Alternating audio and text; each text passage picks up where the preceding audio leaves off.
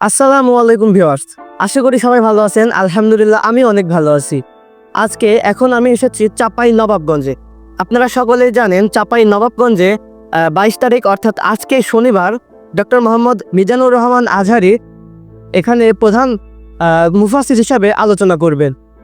এবং আমি কখন এসেছি, কোথা থেকে এসেছি সম্পূর্ণ ভিডিওকে দেখলে বুঝতে পারবেন। তো সর্বপ্রথম আমরা চলে আসি গাড়ির জন্য। চাঁপাইনবাবগঞ্জ মহারাজপুর লালাপাড়াতে ডক্টর মোহাম্মদ মিজানুর রহমান আজহারী হুজুরের মাহফিল।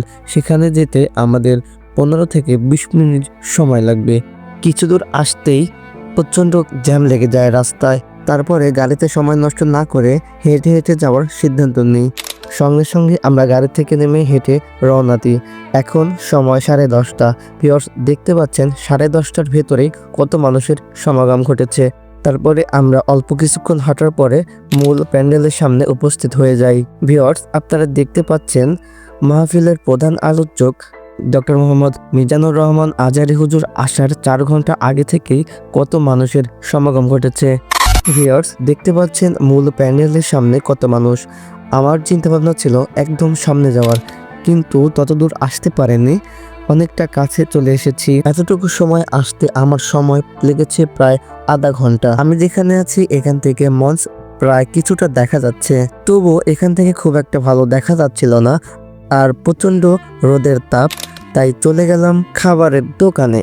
এখানে একটু ঘোরাঘুরির পর চলে গেলাম পাশের লাইব্রেরিতে কিছু বই সংগ্রহের জন্য।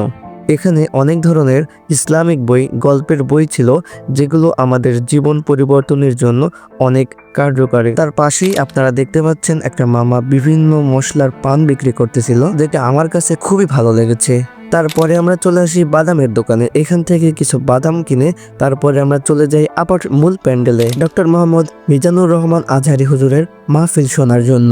ভিউয়ার্স দুপুরের জোহরের নামাজের কিছুক্ষণ পরেই আমাদের প্রধান আলোচক ডক্টর মোহাম্মদ মিজানুর রহমান আজহারী হুজুর হেলিকপ্টারের মাধ্যমে চাপাই নবাবগঞ্জে এসে পৌঁছায়। তারপরে হুজুর হেলিকপ্টার থেকে নেমে সরাসরি লাল গালিচা দিয়ে চলে আসে মঞ্চে। মাহফিলে আসার সঙ্গে সঙ্গে মাহফিলের প্রধান আলোচক ডক্টর মোহাম্মদ মিজানুর রহমান আজহারী হুজুর তার মূল্যবান বয়ান শুরু করেন এবং প্রত্যেকটা মানুষ খুব মনোযোগ দিয়ে হুজুরের বয়ান শ্রবণ করেন।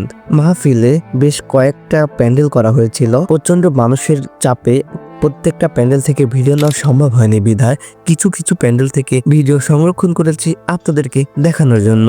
ছেলেদের প্যান্ডেল ছিল 4-5টার মতো এবং মেয়েদের কয়টা প্যান্ডেল ছিল সেটা জানা যায়নি। তবে লক্ষ লক্ষ মহিলা মানুষও এসেছিল জালসা শ্রবণ করার জন্য। মাহফিলে প্রচন্ড মানুষ থাকার কারণে আমরা মাহফিল শেষ হওয়ার বেশ কিছুক্ষণ আগেই বাসায় ফিরে আসার জন্য বের হতে যাচ্ছিলাম, কিন্তু তার আগে থেকেই অনেক মানুষ বাসার দিকে রওনা দিয়ে দিয়েছিল। সেটা আপনারা নিজ চোখেই দেখতে পাচ্ছেন।